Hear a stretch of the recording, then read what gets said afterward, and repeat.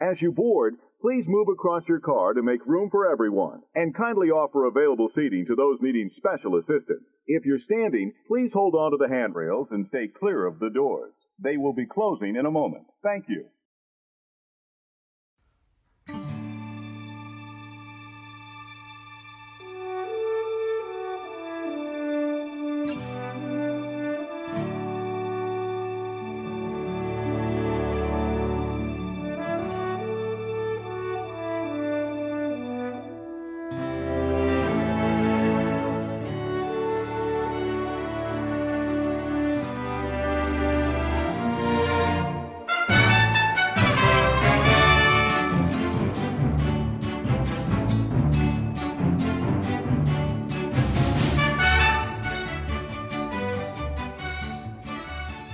Hey, howdy, hey, and welcome to Disney Assembled. I'm Troy. And I'm Mimi. And we are your father-daughter team here to share our love for all things Disney with you. And so, how are you doing, Mimi? I'm good. How are you? I'm doing well, and Disney Assembled seems to be doing really well.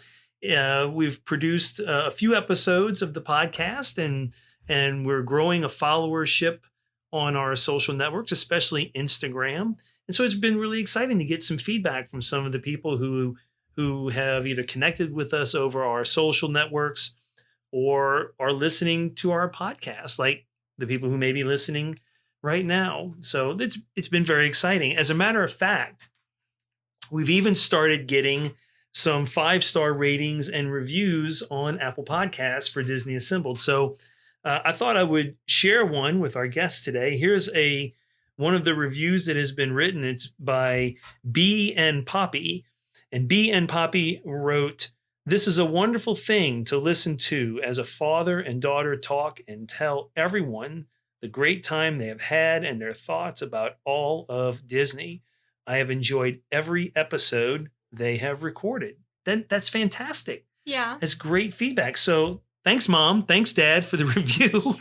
And we would love to get to share other reviews on future shows. So if you're listening to us and you enjoy Disney Assembled, we would love for you to subscribe to the podcast with any podcatcher that you're using.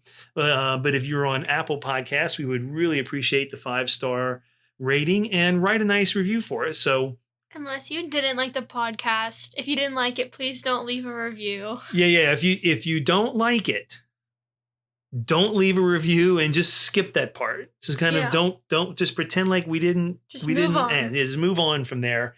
But certainly, if you do enjoy the show, we would in all seriousness love to get reviews from people who are not related to us. Yes, we would love reviews from people who are not related to us. That would be fantastic. We still love you, B and Poppy. Yes, thank you. Still love you, B and Poppy. Thank you very much. We do know that you are sincerely enjoying the show. So thank you for that.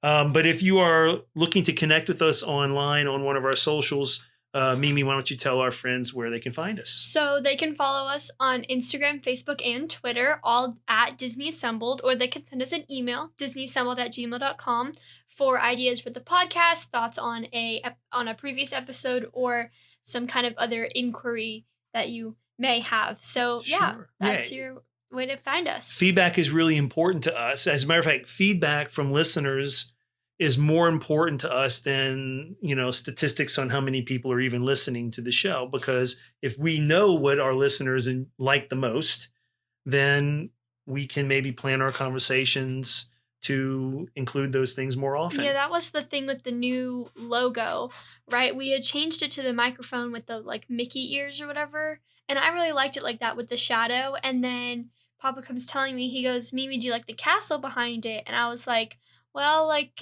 could go either way. I prefer the one we have. And so he posted on Instagram, and I guess you guys had a really positive reaction to that. So now that's what it's at now. Yeah, our Instagram followers have been fantastic. As a matter of fact, I think it's been great that we've had a lot of organic followers who have found us. And we've been pretty active on Instagram. Really, Instagram is the platform we're the most active in terms of interaction with with friends. Yeah, not as much Twitter, but definitely Facebook. Like, in Facebook a little bit, but definitely Instagram. Yeah. Well, everything's going to all three. Everything we post really goes to all three. Yeah. But really, the Instagram feed has been the one that's been the most popular so far. And we've even done a live show through Instagram, which was a lot of fun. And we're going to have to do that again really soon. So we do appreciate those of you who have joined us, have found our podcast, and we hope that you continue to listen and you enjoy it. I've been a little too long, so now we're going to move on. We're going to move on. But before we get into today's topic, I'm going to let Irene introduce today's topic. But before we do that, you know what time it is. Oh, no. Oh, no. You know what time it is. It is one of my favorite new parts of our show. It's the only part of our show besides the actual show. It is time for this week's Disney dad joke. And being the dad, it's this week's Disney's dad joke. Come up with these. Like, we sit at the dinner table and we talk about it, and we're like, "Oh, use this one," or like, Mom comes up with one, you're like, "I'm gonna steal that." Well, But for the record, he did come up with the first two. I did come up with the first two, and I do look around for inspiration, and so hopefully you are holding on to your seats. If you're driving, be prepared to pull over to the side of the road and laugh, because I don't want you to get into an accident. But here is this week's Disney dad joke. Are you ready? Yeah. All right, here we go. Why did Cinderella not make her school soccer team? Why? Because she kept running away from the ball. Ha ha ha. Ha ha! Yes. So there you have it, people, listeners, Disney assembled friends. That is this week's Disney dad joke. I think I've heard that one before. You may have. I try to find good ones. It's okay. That's a good one. So there we go. So enough of all that. Let's get into this week's topic. Mimi, why don't you tell our friends what we're going to talk about this week? So we decided that we wanted to talk about the park, considering it's kind of been a while. So we thought, or like Papa thought, actually, I didn't come up with this. He said, so you meet characters at the park, right? And I was like, yeah. And he's like, so you know how some of them are like masked, right? I'm like, yeah, like kind of creepy. And he's like, so what if we took the ones that were like creepy and we just like, we gave our thoughts on how we could improve them. And I was like, that's a good idea. And so we're sitting down, we're planning the episode. And then he goes, okay, so which ones do we like? And so now we have two categories. So yeah, what we're going to talk about today is characters in the park that we think could use some improvement in their costuming, and then other characters in the park that we really, really liked. Yeah, the meet and greets in the park are one of the really more magical parts of visiting the park. Especially for like younger kids. Like I remember when I was very young, that was like all I wanted to do. We didn't ride any rides. We just like met Minnie Mouse over and over and over again. Absolutely. When you and your brother were younger and we went to the parks, it was all about getting your autograph book signed and getting your picture taken and doing the meet and greets, which again, even today is still a lot of fun. It is fun. But there are some characters, they could use a makeover, I think. Yeah. Now, in this episode, we're not going to focus a lot on costumed characters that have their faces showing. So princesses, and we're not really going to talk about them. It's the full costuming where they have the headpiece and you can't see the cast member at all, right? Yeah. But there may be a few exceptions to that rule, because I have some that are not that don't have masks that I think could use some improvement. They just don't, it doesn't come off quite the same way. Right. Okay. So why don't you get us started? Tell us who we want to talk about first. So let's start about the needs improvement category, and let's start with Woody, Jessie, and Buzz. Oh, Woody, Jessie, and Buzz. So throwback to the first time we ever went to Disney World. Me and my little brother were at the age where Toy Story was the most important movie in our lives, and all we wanted to do was meet Buzz and Woody and Jessie. And we finally get there, and it didn't hit me until we were looking through those pictures like a couple weeks ago. I was like, that costume really isn't that great. And we looked at more modern pictures, and I think that costume could be better. The eyes are just creepy. The eyes scare me. Yeah, there's something about those costumes, about those characters, and kids love meeting them. Don't get me wrong, and the colors are perfect, and I get it. But to me, when you look at Buzz and Woody and Jessie, and we have Buzz and Woody and Jessie dolls. Figures here. Yeah. You know, we have character figures. when you meet them in the park, because there's a real person in that costume, the proportions are just wrong. Yeah, the I proportions. mean, the head size compared to the body size, especially on Woody and Jessie. Yeah, the Jessie head is like small, and her eyes are like small too. But when you look at like the figurine in the movie, like her eyes are more on like the bigger, like rounder side. Well, the Jessie costume in the park has no neck. No, I mean, it's just a round head on top of these like arm, like a linebacker's shoulders. I mean, and just the proportions are wrong. And I know, I get it. You can't really get it perfect because, I mean, one is a cartoon and one is a real person in a costume.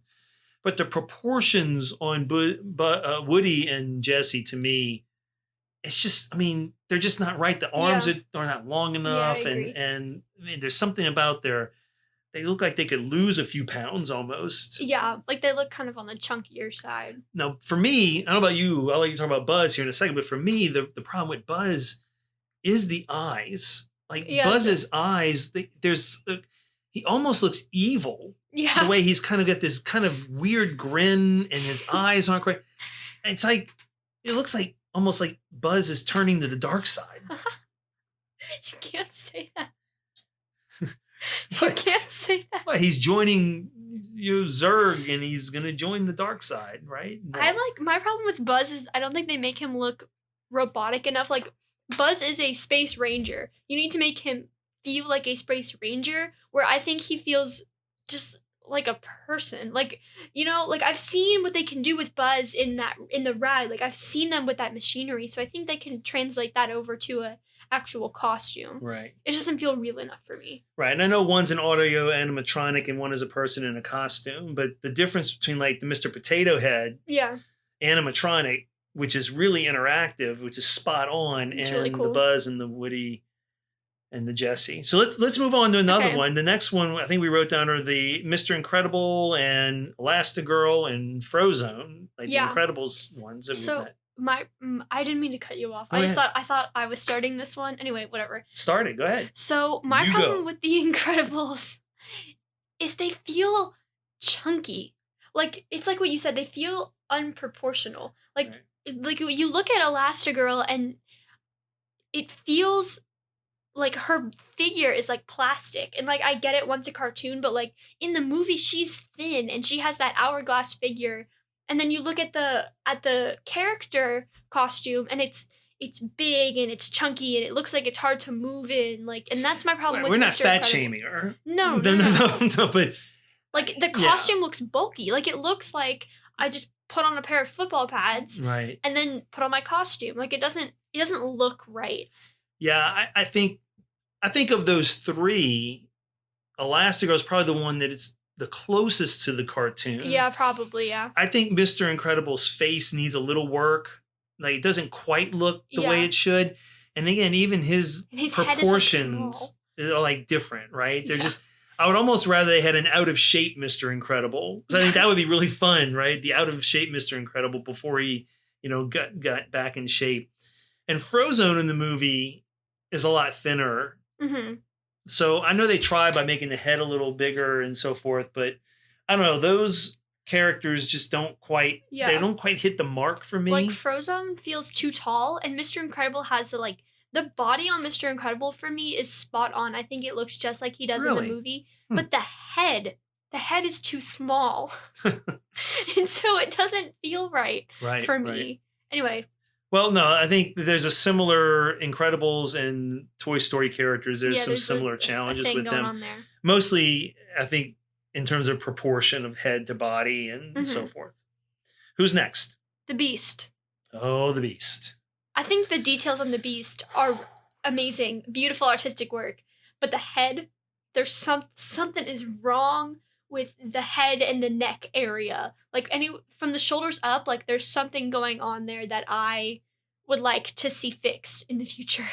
Yeah, there's something about Beast's costume that's just not quite there for me. Right. I mean, it's obvious it's Beast. It's not a bad representation of Beast. And I know they have to make it somewhat approachable for little kids because they don't want to scare kids away from the character, right? Yeah. They want to be able to interact with the characters and children, but it's just not quite right. Maybe the way they do the claws on the feet, or they kind of flop around a little bit, and Yeah. it's just not quite there. Right, like for me, it doesn't feel like it's accurate to the movie. Like it feels like kind of on this like miniature statue. Like they squished him. It's like if you made him out Yeah, of it clay, does then feel you like just he's a little and you just like squished. squished him. Just a little bit, though. Yeah, and just a little bit, but Right. enough to make a difference. Yeah. That you can tell. And if you wanted to make him approachable, I would make him more like the movie, because if kids are watching that movie, they know that he's not a bad guy. So it's Right. like, Well, I agree with you. I think Beast could use a makeover. yeah. Yeah. Who's next? Robin Hood. So Robin Hood as a costumed character is a rare sight. Mm-hmm. I mean, I don't know if I've seen Robin Hood in the parks. Right, and you've been alive since prehistoric times. No, not quite. Not quite. But I know Robin Hood is a rare character to see, if they even bring him out much at all. But the pictures that I've seen of Robin Hood, they're just not there.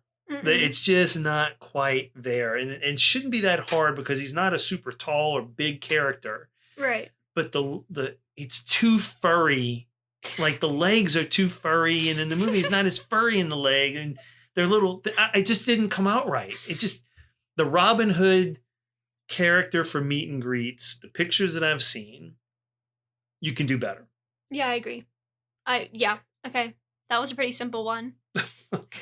Not much to share there. We haven't seen him in the parks because he's like rare. Well, the next one is one that we do see, that you can see in the parks currently, and it's Geppetto and Pinocchio. Well, and Jiminy Cricket, right? Yeah, and Jiminy Cricket. Okay. Well, but like, we'll talk about them. We'll talk about it. Okay, go ahead.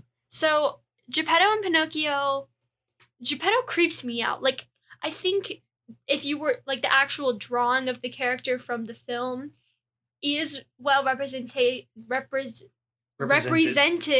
There we go. In the costume. Words are hard. Stop. Words hard. Why say lot word when some word do Well, I've trick? been around since the dinosaurs, apparently. So Okay. So I think the costume itself is an accurate representation of like what the character looks like in the films. Like, I think it's well proportionate or whatever, but it just creeps me out. It just the arms feel a little too skinny for me, and like the limbs. Right. And so you have like the good body and the good head, and it all looks right, and then it's like these skinny little noodle arms like coming out of the shoulders. Let me tell you something about Geppetto. Geppetto's wearing his little apron that he uses in the workshop. He's one ketchup stain away from looking like a butcher or a serial killer. For real. Because he's got that white apron. And God forbid some kid who just ate a hot dog comes up and gives him a hug, and now he's got red stains on that white apron. And now he's Geppetto the butcher. He's making deli meat instead of marionettes. Right? Or he's a serial killer. I just washed the evidence down the drain, but I forgot to wash my apron.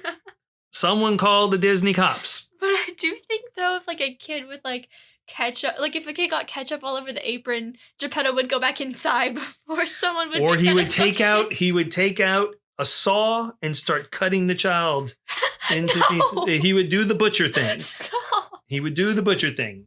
You don't mess with Geppetto. There is this week's clap. Don't mess with Geppetto. Apparently I clap in every episode according to Mimi after the fact. I'm sorry. Pinocchio. Let's talk about Pinocchio. Pinocchio is so creepy. So Pinocchio costume character you meet and greet is the boy version of Pinocchio, not the puppet. So the boy version, but the face is just not quite. It doesn't. It's not quite movie accurate. No, it doesn't look right. It's hard to make movie accurate because movie is drawn and but they accurate, managed to do that with Geppetto. Why is it so hard to do with Pinocchio? Pinocchio. Because it must have been made by Geppetto the butcher. Made the Pinocchio costume, not Geppetto, the wood carver person, the puppet maker. Are there any who makes a living as a puppet maker? But that's not what he does. Is he like a carver? I don't know. Does he make toothpicks on the side to This Etsy shop. It's Geppetto's. Geppetto's woodwork. Geppetto's wood. I've got wood and I carve it. We're getting off on a tangent. Well, let's talk about Jiminy Cricket then, because this is one that I think is really good. Yeah. I really like the Jiminy Cricket so on the more costume. positive side of things, we actually really like the Jiminy Cricket costume. Even though it is kind of big for a cricket, I think it's not creepy. It's approachable. It's cute. It's fun. I like Jiminy Cricket. Yeah, me too. So let's jump into a conversation about some characters from Alice in Wonderland, because there's a few of them that pop up in the park, and some of them we think are not quite there for us. Right? There's a couple, right? Okay, I really want to do the first one. Okay, go for it. Because I've been terrified of the first one for so long. So the Queen of Hearts. Let's just talk about the Queen of Hearts.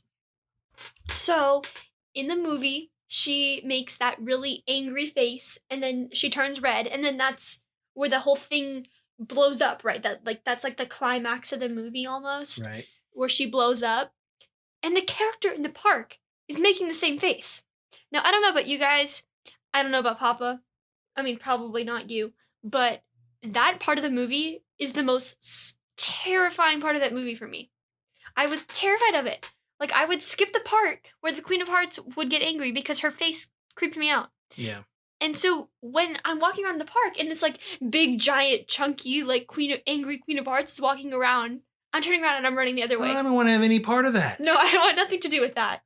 Exactly. I mean, I'm running the other way. I don't think a single child has ever gone to the park and said, "Where's the Queen of Hearts? I came all the way from Wisconsin to see the Queen of Hearts." No one, it's kind of like, "Oh, look, there's the Queen of Hearts." And here's what I notice. It's terrifying. Parents forcing their children to take a picture with the Queen of Hearts. They're bawling their eyes out. They're scared to death.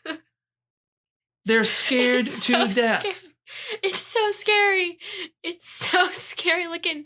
And the dress like has this like, so it has like this like bump part like in the back. Like it's so, I just don't like the Queen of Hearts costume. I think it's creepy. Related to the Alice in Wonderland, this is not a masked themed character. It's one whose face we do see the cast member in, that I think is one of the ones that I find, it just doesn't work for me. And that is the Mad Hatter. The cast members who play Mad Hatter do a really good job. Right. Nothing against them. But it's just hard to pull that character off in real life because in the movie, the proportions are so different. I mean, the head is really big and the body's really small. Nose. Right. And it's really hard to capture that in real life. And so related to the Queen of Hearts, I'm not a big fan of the Mad Hatter costuming. I feel like nothing against the actors, but you have to be that wild, crazy, like kind of loose in the head, like mentality to like really capture the Mad Hatter. So that it kind of missed the mark for me too, because you can't exactly have that persona in the park. Well, certainly, and we may have another episode about characters at some point, but I think there's a big difference between a cast member whose face you can see and the performance they have to put forth, and cast members who are behind the mask where you can't see their faces. Mm-hmm. And so they're both challenging in their own way, but certainly, and the Mad Hatter is an example of one that's sort of halfway, because the hat and they have the prosthetic nose and the big ears and the wig.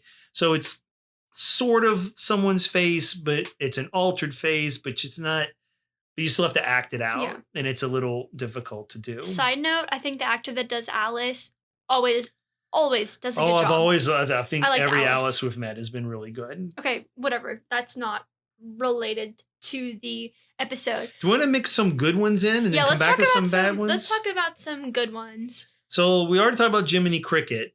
Let's talk about the emotions.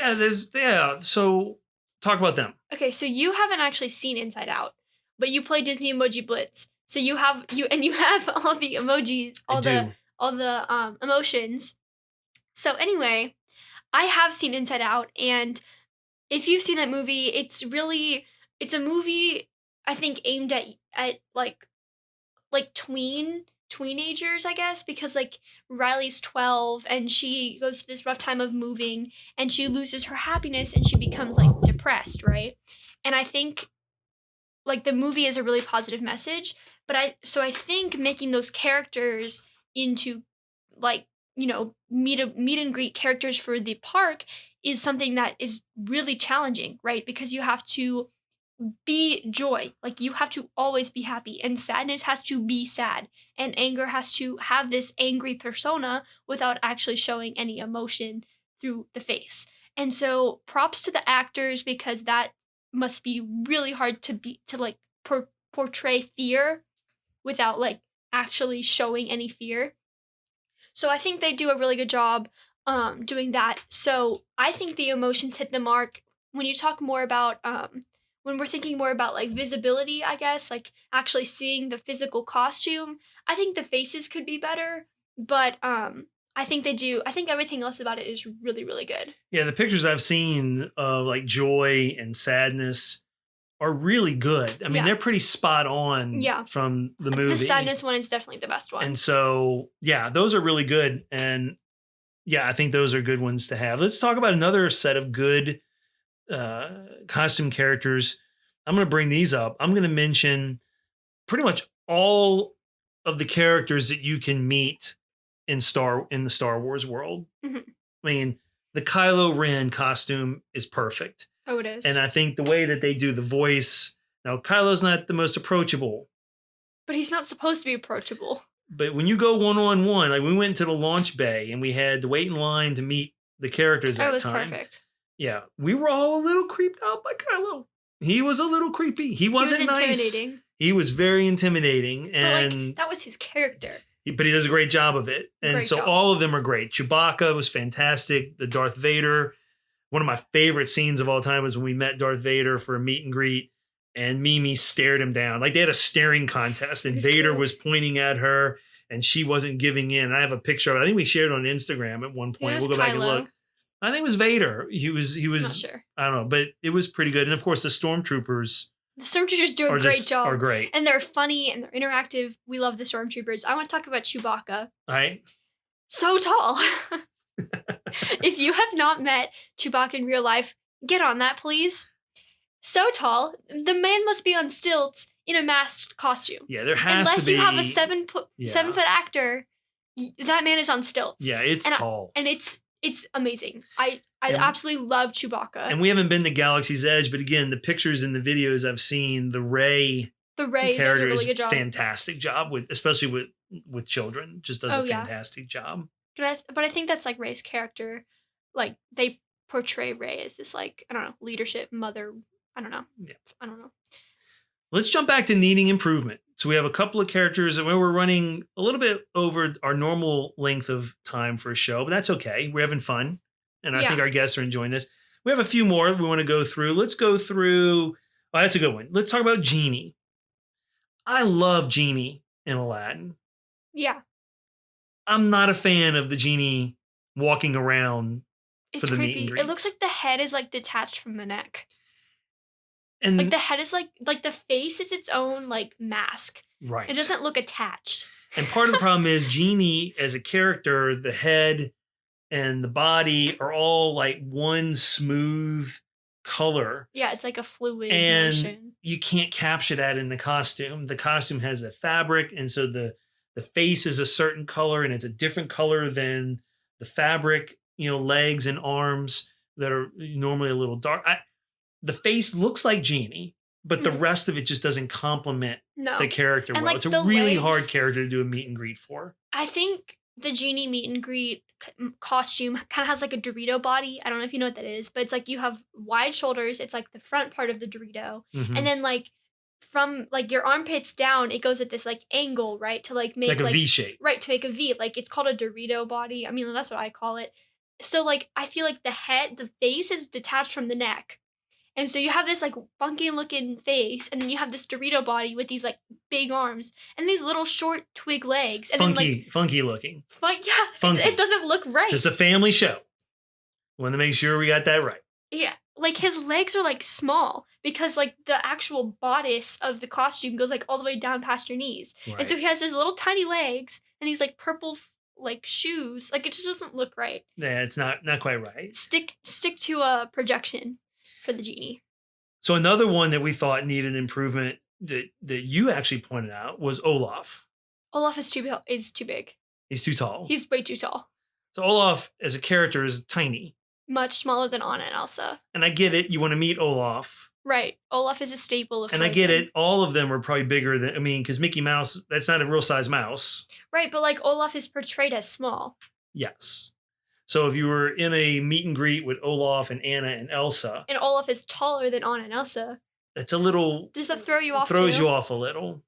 Yeah, like I think it's just a little funky. Well, now what they could do for Olaf if he was a separate meet and greet is similar to what they did when I took you when you were younger to meet the fairies, which the fairy costumes are all fantastic. Oh yeah, we love the fairies. Right. But I don't know if you remember this, but they we like went shrunk through, you down. Right, you walked through the Pixie queue. Hollow to get to the fairies, and the queue made you it made you feel like you were being shrunk down to pixie size. Yeah. And then when you exited, you had to go through this other hallway that made it feel like you were being expanded back up to your regular size. Right, so that the fairies didn't feel so tall because you were small as well. Yeah.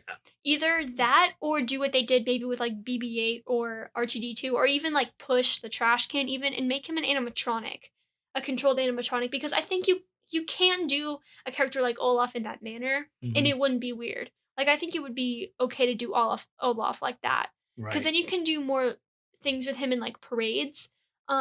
Like he'll look more natural and fit in better, I think. Well, one of our favorite movies that we've enjoyed watching together has two characters in it that we find one on one end of the spectrum and one on the other, and that is Lilo and Stitch. Oh, the Stitch costume is amazing. Yeah, I mean, I think it's weird that he stands up on 2 feet, but whatever, it's fine. I love the Stitch costume. Yeah, the Stitch costume, we gave it a thumbs up. We think that's a good one, good representation. 9 out of 10. The Lilo costume. Bring it, sister. Terrifying. Bring it. It's so scary. The face is like wide. Like, does that make any sense? It's like widened.